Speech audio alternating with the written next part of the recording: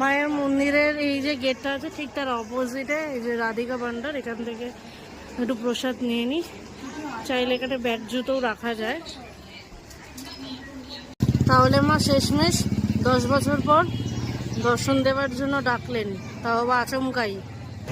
আচ্ছা, মন্দির কখন কখন খোলা থাকে? মন্দির আপনি সকালে 6টার সময় নিয়ে 1টার সময় খোলা থাকে।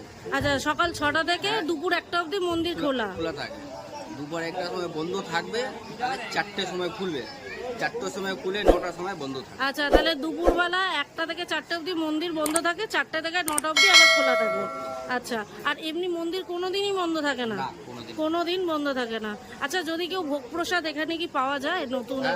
ভোগ প্রসাদ পেতে গেলে কি করতে হবে? আপনি গিয়ে 3:30টার সময় আসবেন, লাইন লেগে 4 নম্বর গেটে দাঁড়িয়ে ওখানে ভোগ প্রসাদ নিয়ে। মানে দুপুর 3:30টার সময় লাইন দিতে হয়, 4টার সময় কত নম্বর? 4 নম্বর গেটে।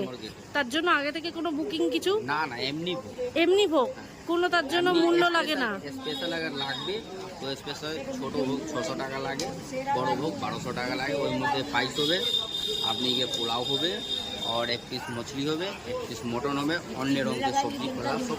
আচ্ছা, তা সেটা বুকিং করার জন্য কি ইনস্ট্যান্ট বুকিং 4 নম্বর গেটে না আগে থেকে বলতে হবে? ঠাকুর মশাইকে বলতে হবে। আচ্ছা, মানে মোটামুটি যারা তোমরা প্রসাদ নিতে চাইছো, নর্মাল প্রসাদ পাওয়া যায় 4 নম্বর গেটে। 3:30টার সময় এসে 4 নম্বর গেটে লাইন দিতে হয়। আর তাছাড়াও যদি তোমরা স্পেশাল কোনো ভোগ পেতে চাও, ছোট 600 টাকা আর বড় 1200 টাকা, যেখানে মাছ, মটন এবং ঠাকুরের যা ভোগ প্রসাদ থাকে সেটাই হবে। ঠাকুর মশাইয়ের সঙ্গে যোগাযোগ করে করতে পারবে। তোমরা কি কোনো ব্যবস্থা করে দিতে পারবে যদি তোমাদের সঙ্গে যোগাযোগ করে? হ্যাঁ হ্যাঁ। আচ্ছা, তোমাদের মানে নাম্বার একটু বলে দাও, কেউ যদি যোগাযোগ করতে চায়। আমার নাম্বার আছে 620। আর নাম কি আছে আপনার? নাম নীতিশ ঝা। নীতিশ ঝা।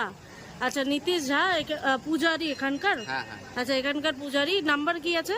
নাম্বার আমার আছে 620 696 4247। আচ্ছা, তো দাদা আছে, দর্শন করবেন, যা কিছু হবে, কিছু অন্য পদার্থ হবে, আমি সবাই কিছু করে দেবো। আচ্ছা, ঠিক আছে।